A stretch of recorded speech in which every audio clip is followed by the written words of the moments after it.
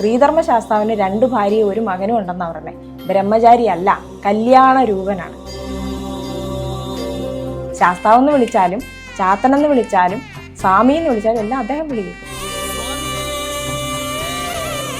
അത്രയും വർഷം പഴക്കമുള്ള പന്തളം കൊട്ടാരത്തിലെ അയ്യപ്പൻ എങ്ങനെയാണ് 3000 വർഷം മുന്നേ മലയരയന്മാര് പൂജിച്ച ശാസ്താവാകുന്ന എങ്ങനെയാണ്? മലവാരത്തമ്മയും കൊലവൻ നായാടി എന്നാ പറയുന്നത്. അത് മഹാദേവനും പാർവതി ദേവിയുമാണ്. യക്ഷിയാണോന്ന് വെച്ചാൽ അതേന്ന് പറയും, ദുർഗയാണോന്ന് വെച്ചാൽ ഇതെല്ലാം കൂടെ ചേർന്ന ആളാണ്. അവരുടെ കയ്യിലിരിക്കുന്ന മൂർത്തിയുടെ രീതി വെച്ചിട്ടാണ് ഇതിനെ കാറ്റഗറൈസ് ചെയ്യപ്പെടുന്നത്. ആടുവെട്ടി അലങ്കാരം എനിക്കും കോഴിവെട്ടി ഗുരുതി നിനക്കും എന്നാ പറയുന്നത്. ഈ ആടുവെട്ടി അലങ്കാരം കൊടുക്കുന്നത് മലവാരത്തമ്മയ്ക്കും, കോഴിവെട്ടി ഗുരുതി കൊടുങ്ങല്ലൂർ അമ്പലത്തില് ഇത്രയും കോഴിവെട്ടി ഗുരുതി കൊടുത്ത ആളെ ശാന്തസ്വരൂപിണിയാക്കിയല്ലേ കീഴ്ക്കാവിൽ നിന്ന് മേലോട്ട് കൊണ്ടുവന്നേക്കുന്നത്. എന്നെ സംബന്ധിച്ചിടത്തോളം എനിക്ക് 3 രീതിയിലും കർമ്മം ചെയ്യാൻ പറ്റും. ബ്രാഹ്മണ രീതിയിലും പറ്റും, ദ്രാവിഡ രീതിയിലും പറ്റും, മലവാരത്തിലും പറ്റും. അവിടെ എന്ത് ചെയ്യണം എന്നുള്ളത് ഇവരെന്നെ കാണിച്ചു തരും. ഏത് പ്രേതത്തെയും നമുക്ക് പിടിക്കാം, ഏത് ദേവതയെയും നമുക്ക് കാണാം, എന്ത് മാന്ത്രിക കർമ്മം നമുക്ക് ചെയ്യാം. ആടൻ, മറുത, വൃത്തിങ്കരി, ചാത്തന്മാര്, മലവാരത്തെ സകല മൂർത്തികളും ഇതെല്ലാം എൻ്റെ കയ്യിലുണ്ട്. ഈ കണ്ട ആൾക്കാരെല്ലാം ചെന്നിട്ട് ഇവരോട് പറഞ്ഞിരിക്കുന്നത് അവിടെ ദേവിയുണ്ട്, മഹാദേവനുണ്ട്, ശാസ്താവുണ്ട്, ഇങ്ങനെ പല പല പല കാര്യങ്ങളാണ് പറഞ്ഞേക്കുന്നത്. പക്ഷേ റിയൽ ആയിട്ടുള്ള കാര്യം അത് ആരുടെ അണ്ടറിലുള്ളതാണെന്നും ആര് പൂജിച്ചതാണെന്നും ഇതൊന്നും പറഞ്ഞിട്ടില്ല. നമ്മൾ ചെന്നപ്പം നമ്മൾ നിമിത്തം നോക്കും. ആ നിമിത്തം വന്ന നിമിത്തം അവിടെ ഉള്ള പ്രശ്നങ്ങൾ ഇതെല്ലാം വെച്ചിട്ട് എനിക്ക് മനസ്സിലായത് അവിടെ ഒരു യക്ഷിയമ്മയുണ്ട്, ആ കൂടെ ഒരു രക്ഷസുണ്ട്. അദ്ദേഹം ഒരു സാധാരണ ബ്രഹ്മരക്ഷസ് അല്ല, ഒരു രക്തരക്ഷസാണ് എന്നാണ് മനസ്സിലായത്. അവർക്ക് പ്രതിഷ്ഠ കൊടുത്താൽ ഈ പ്രശ്നം മൊത്തം തീരും എന്ന് കണ്ടു. അപ്പോൾ അവർക്ക് പ്രതിഷ്ഠ കൊടുത്തു, അവരുടെ വീട്ടിലെ പ്രശ്നങ്ങൾ സോൾവ് ആയി. ഈ രക്തരക്ഷസും ബ്രഹ്മരക്ഷസും തമ്മിലുള്ള വ്യത്യാസം എന്താ? ബ്രഹ്മരക്ഷസ് ബ്രാഹ്മണനായിരിക്കുന്ന ഒരു പ്രേതരൂപി എന്ന് ഒറ്റ വാക്കി പറയാം. അദ്ദേഹത്തിന് പാൽപ്പായസം നേതിയായിട്ട് കൊടുത്താൽ മതി, വെള്ളവും പഴവും കൊടുത്താലും അദ്ദേഹം സ്വീകരിക്കും, പ്രശ്നമില്ല. പക്ഷേ രക്തരക്ഷസിന്റെ കയ്യിലിരിക്കുന്ന മൂർത്തി ഇവർക്കൊക്കെ ഓരോ ഉപാസകരായിരിക്കും. അവരുടെ കയ്യിലിരിക്കുന്ന മൂർത്തിയുടെ രീതി വെച്ചിട്ടാണ് ഇതിനെ കാറ്റഗറൈസ് ചെയ്യപ്പെടുന്നത്. ഇപ്പോൾ രക്തരക്ഷസ് എന്ന് പറയുമ്പോൾ അതിന് ഉഗ്രമൂർത്തിയായിരിക്കും. അദ്ദേഹം രക്തരക്ഷസിന് ബ്ലഡ് കലർന്നിട്ടുള്ള കാര്യങ്ങൾ, എന്തെങ്കിലും കോഴിവെട്ടി ഗുരുതി കൊടുത്തിട്ടുണ്ടാവാം, അതല്ലെങ്കിൽ സ്വന്തം രക്തം കൈയൊക്കെ മുറിച്ച് പണ്ടുള്ള കാരണവന്മാരിങ്ങനെ വെറ്റലയിലേക്കൊക്കെ ഇറ്റിച്ചൊക്കെ കൊടുക്കുമായിരുന്നു. അത് ഭദ്രയ്ക്ക് കൊടുക്കുന്നുള്ള സങ്കല്പമാണ്. അങ്ങനെയൊക്കെ കൊടുത്തിട്ടുള്ള ആളാവൻ രക്തരക്ഷസ്. അപ്പോൾ സ്വാഭാവികമായിട്ടും അങ്ങനെയുള്ള പൂജകൾ ചെയ്യുമ്പോൾ അത്തരത്തിലുള്ള ഗുരുതിയൊക്കെ ആവശ്യം വേണ്ടി വരില്ലേ? ഇല്ല, അതിന് വേറെ ബദലായിട്ടുള്ള മാർഗങ്ങളുണ്ട്. ഇപ്പോൾ കോഴി വെട്ടി ഗുരുതി കൊടുക്കുന്നു എന്ന് പറഞ്ഞില്ലേ, കോഴി വെട്ടി ഗുരുതി കൊടുത്താൽ മിച്ചമില്ലാത്തത് എന്തോ, നമുക്ക് ഇങ്ങോട്ട് തിരിച്ചു കിട്ടാത്ത സംഭവം എന്താണോ അതാണ് ദേവത എടുക്കുന്നത് എന്നാ പറയുക. ഇപ്പോൾ ഒരു കോഴി വെട്ടി ഗുരുതി കൊടുത്തു എന്ന് സങ്കല്പിക്കുക, അതിന് മിച്ചമില്ലാത്ത എന്താണ്? കോഴിയുടെ ജീവൻ തിരിച്ച് നമുക്ക് കിട്ടുന്നില്ലല്ലോ, അതവിടെ പോവുക.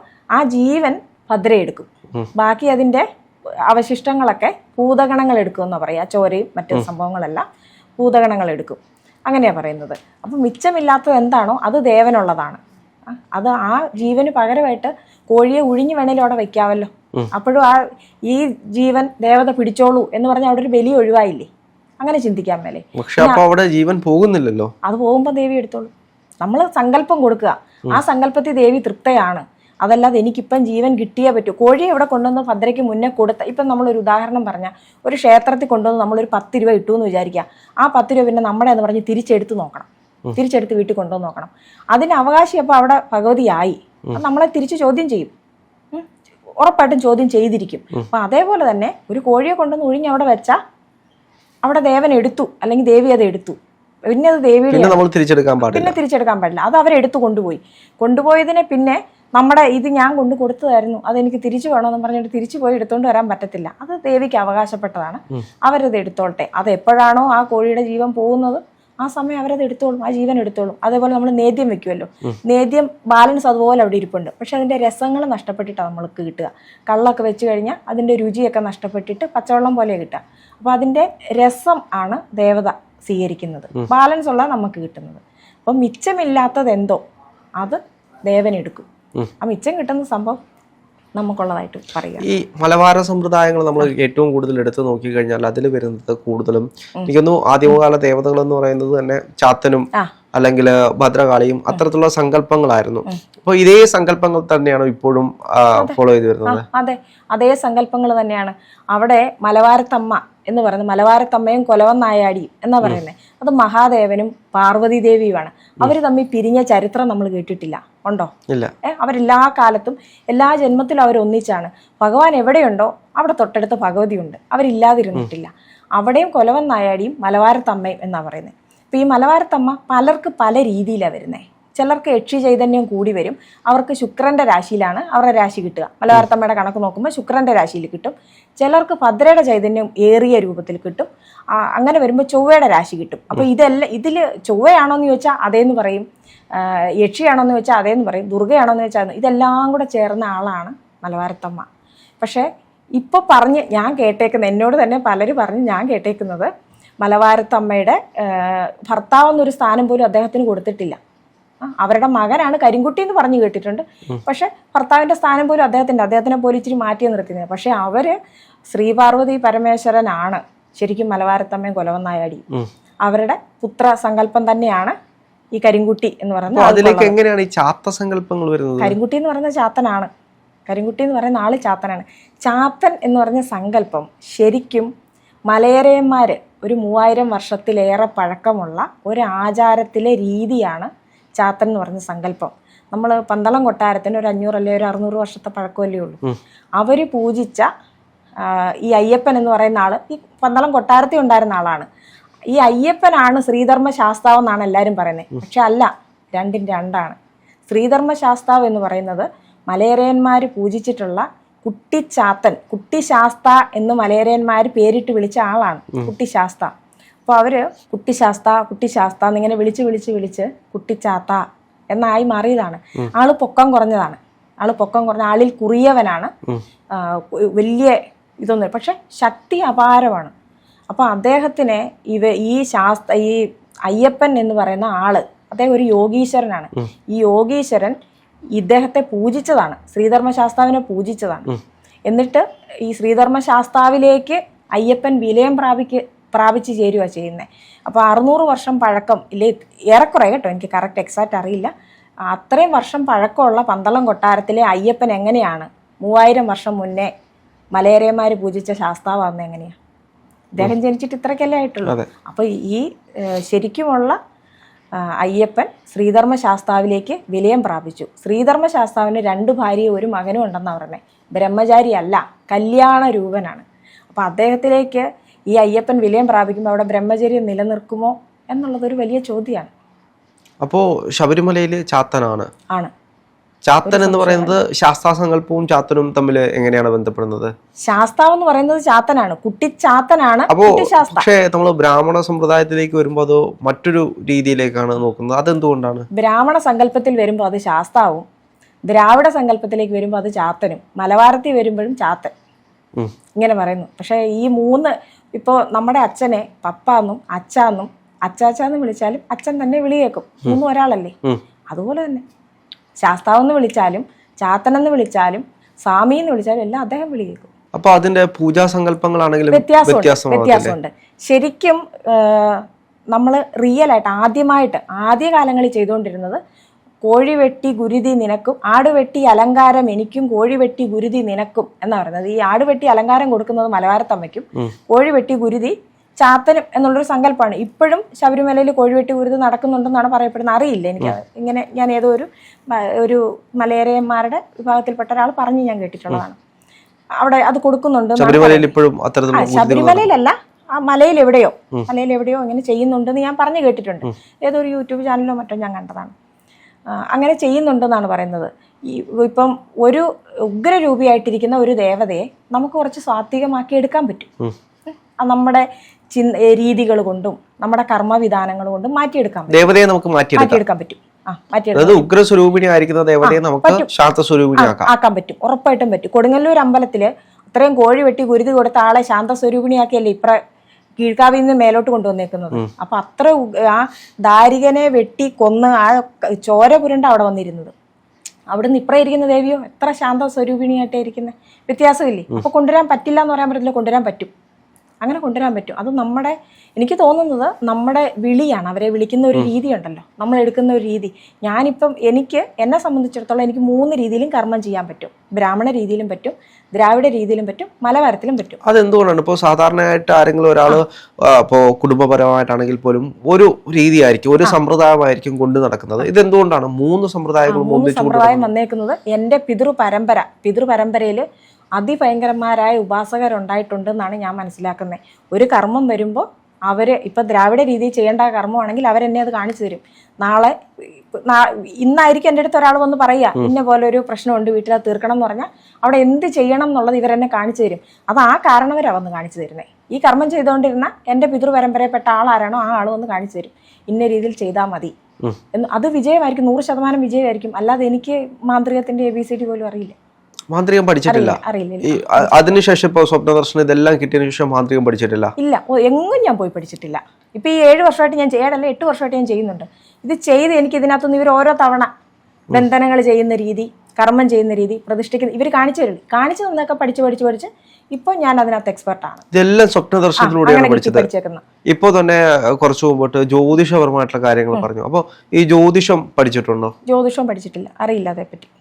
പക്ഷെ അപ്പോ എങ്ങനെയാണ് ഈ രാശി അല്ലെങ്കിൽ അത്തരത്തിലുള്ള കാര്യങ്ങളെ പറ്റി അറിയുന്നത്? അതും ഇവരിങ്ങനെ പറഞ്ഞു തരും. പിന്നെ എൻ്റെ സഹോദരങ്ങളുണ്ട്, അവർക്ക് ജ്യോതിഷപരമായിട്ടുണ്ട്. നമ്മളൊരു കളത്തിൽ പോയി നിൽക്കുമ്പോൾ ആ സമയത്ത് ചിലപ്പോൾ നമുക്ക് പെട്ടെന്ന് ഇവരിങ്ങനെ കാണിച്ചു തരികയില്ല. അപ്പോൾ ഇതിനകത്ത് ബേസ് എന്താണെന്നുള്ളത് കാണിക്കും. ഇന്നത് ചെയ്താൽ ആ കളം വിജയിക്കും എന്നുള്ളത് കാണിക്കും. പക്ഷെ അതിലേക്ക് കടക്കുന്നതിന് ചില തടസ്സങ്ങൾ അതിനിടയ്ക്ക് വരാം. കർമ്മം ചെയ്തുകൊണ്ടിരിക്കുന്നതിന് ഇടയ്ക്ക് ഒരു തടസ്സം വരാം. ആ തടസ്സം വരുമ്പോൾ അപ്പം നമ്മളത് രാശിയിൽ അറിയണം. അപ്പോൾ എൻ്റെ സഹോദരങ്ങളുണ്ട്, അവർ ശങ്കിലും കവടി ജ്യോതിഷം നോക്കുന്നവരാണ്. അവരെ 2 പേരെ ഇരുത്തി അവരെ പുറക്കളം നിർത്തിയിട്ടാണ് ഞാൻ അകത്ത് കർമ്മം എടുക്കുന്നത്. അങ്ങനെ ചെയ്യുന്നത്. ഒരു കളം എന്ന് പറയുമ്പോൾ എങ്ങനെയായിരിക്കും? അപ്പം നമ്മൾ സാധാരണ കേട്ടേക്കുന്ന ഒന്നുകിൽ ആദ്യം കുറേ ഹോമമൊക്കെ ചെയ്തിട്ട് നമ്മൾ കുറേ ബലം എടുത്ത് പിന്നെ കുറേ ഈ കളർ പൊടികളൊക്കെ ചേർത്തിട്ട് കുറേ കളങ്ങളൊക്കെ വരച്ച് അവിടെ വെച്ച് ദേവതയൊക്കെ വിളിച്ചു വരുത്തി പൂജയൊക്കെ കൊടുത്ത് ഈ ഹോമത്തിൽ കൂടെ ചെയ്യുന്ന രീതിയുണ്ട്. എൻ്റെ അങ്ങനല്ല, എനിക്ക് വിളിപ്പുറത്താണ് ദേവത. ഞാനിപ്പോൾ ഇവിടെ ഒരു വിളക്ക് പോലും വേണ്ട, ഇവിടെ ഇരുന്നിട്ട് ഇന്ന ദേവത എനിക്ക് സാന്നിധ്യമായിട്ട് വന്ന് താങ്കൾ എന്നോടൊരു കാര്യം പറയാണ്, എനിക്കൊരു ഭദ്രകാളി ദോഷമുണ്ട് എന്ന് പറഞ്ഞാൽ അത് തീർത്ത് കൊടുക്കണം എന്ന് ഞാനൊരു സങ്കല്പം കൊടുത്താൽ പോലും അത് മാറും. ഇവിടെ ഇരുന്ന് ചെയ്യാൻ പറ്റും. ഇവിടേക്ക് ദേവതകളെ വിളിച്ചു വരുത്താൻ പറ്റും. അതായത് ഇപ്പോൾ നമ്മൾ ഷൂട്ട് ചെയ്യുന്ന ക്യാമറ, മറ്റു കാര്യങ്ങൾ ഇതെല്ലാം ഉണ്ട്. അപ്പോൾ സ്വാഭാവികമായിട്ടും പലരും പറഞ്ഞിട്ടുണ്ട് അപ്പൊ ഇതെല്ലാം ഇരിക്കുന്നുണ്ട് ദേവതയെ വിളിച്ചു അങ്ങനെ വരാതിരിക്കാൻ എന്താണ് കാരണം? അങ്ങനെ വരും. പക്ഷെ അവർ വരുമ്പോൾ അവരിങ്ങനെ കൈ വാളുമായിട്ട് ഇങ്ങനെ വന്നു നിന്നിട്ട് ക്യാമറയുടെ മുന്നേ നിന്ന് തുള്ളു, അങ്ങനെയൊന്നുമല്ല. എനിക്ക് ആ ദേവതയുടെ സാന്നിധ്യം അറിയാൻ പറ്റും. അവർ വന്നു, നിങ്ങളുടെ പ്രശ്നം മാറിയിട്ടുണ്ടോ എന്നുള്ളിടത്താണ്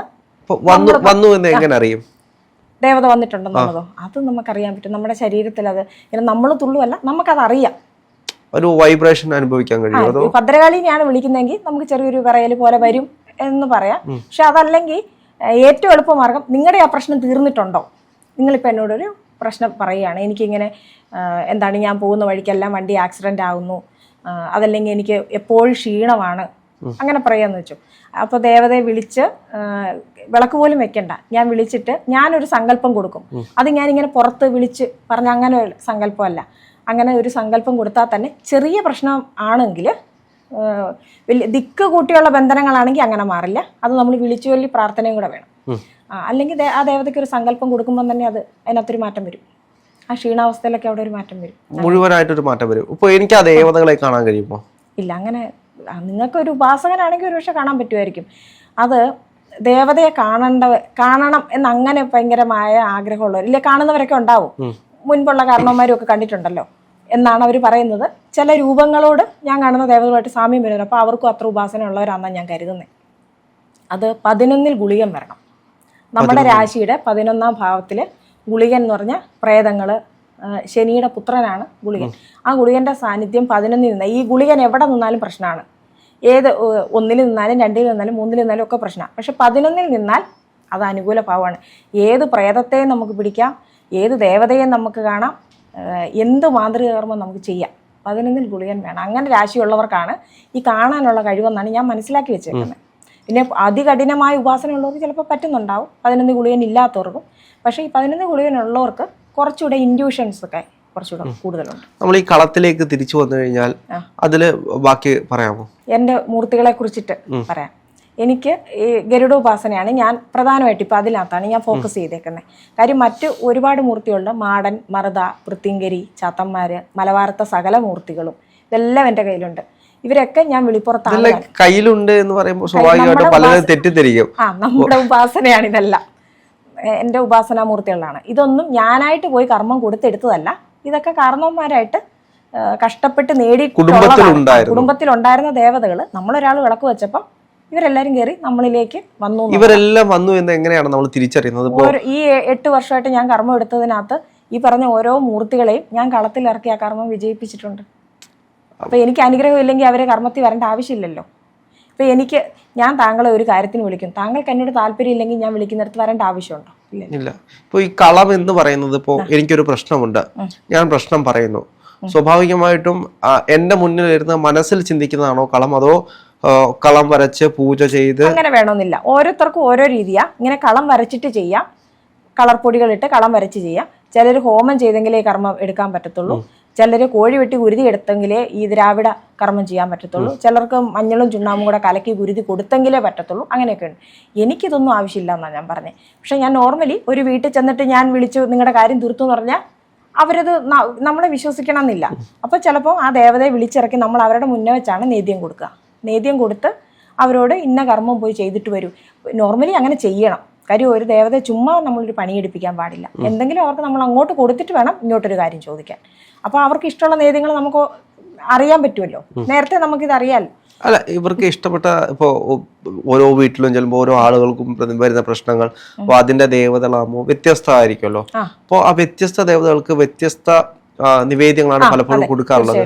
അത് എങ്ങനെയാണ് തിരിച്ചറിയുന്നത്? അത് നേരത്തെ കൂട്ടി പഠിച്ചു വെച്ചിട്ടുണ്ടോ, അതോ സ്വയം? നമുക്കറിയാം, ഈ ഇത്രയും വർഷമായിട്ട് നമ്മളിത് ചെയ്യുന്നുണ്ട്, നമുക്കൊരു എക്സ്പീരിയൻസ് ഉണ്ട്. ഇന്ന ദേവത ഇന്നത് എടുക്കും നമുക്കറിയാം. രക്ഷസ് ഗണങ്ങളിൽ പെട്ടതെല്ലാം പാൽപ്പായസം അല്ലെങ്കിൽ വെള്ളം, പഴം ഇങ്ങനെയുള്ള കാര്യങ്ങൾ എടുക്കും. ഇനി ഒന്നുമില്ലെങ്കിലും നമ്മളൊരു പേരയ്ക്കാപ്പഴമെങ്കിലും കൊണ്ടുവന്ന് വെച്ചാലും അവരത് സ്വീകരിക്കും. കുറച്ച് വെള്ളം കൂടെ കൊടുക്കണമെന്നേ ഉള്ളൂ. ഈ വെള്ളം എന്ന് പറയുന്നത് ഏത് ദേവനും സ്വീകരിക്കും. ഇല്ലേ എനിക്കത് വേണ്ട എന്ന് പറയത്തില്ല. പിന്നെ നമ്മൾ നിർബന്ധിച്ച്, ബ്രാഹ്മണ രീതി എന്ന് പറഞ്ഞാൽ നമ്മൾ മന്ത്രങ്ങൾ കൊണ്ട് വാരിക്കൊടുക്കുന്ന സമ്പ്രദായം, ദേവതയെ ഊട്ടുന്ന സമ്പ്രദായമാണ്. ദ്രാവിഡത്തിലും മലബാരത്തിലും ഒക്കെ സമർപ്പണമാണ് ഉള്ളത്. സമർപ്പിച്ചു വെക്കുക, അത് ദേവന് ഇഷ്ടമാണെങ്കിൽ ദേവൻ സ്വീകരിക്കും എന്നുള്ളതാണ്. പിന്നെ ഞാൻ മനസ്സിലാക്കിയിട്ടുള്ളത്, നമ്മൾ മനസ്സോടെ, ഞാൻ ചിലർ ഇങ്ങനെ ഭദ്രാളി എടീന്നൊക്കെ വിളിക്കുന്നത് അങ്ങനെയൊക്കെ ഞാൻ കേട്ടിട്ടുണ്ട്. പക്ഷെ ഞാൻ അമ്മയെന്ന് വിളിക്കാതെ ഒരു സ്ത്രീ ദേവതാ സങ്കല്പങ്ങളെയും ഞാൻ വിളിച്ചിട്ടില്ല. നമ്മളതിങ്ങനെ കൊണ്ടുകൊടുത്ത് അമ്മ ഇത് സന്തോഷമായിട്ട് സ്വീകരിക്കണം എന്ന് പറഞ്ഞാൽ അവരത് സ്വീകരിച്ചിരിക്കും. അത് നമ്മുടെ വിശ്വാസമാണ്, സ്വീകരിക്കും എന്നുള്ളത്. ആ വിശ്വാസം ഉണ്ടാക്കിയെടുക്കലാണ് പ്രധാനം.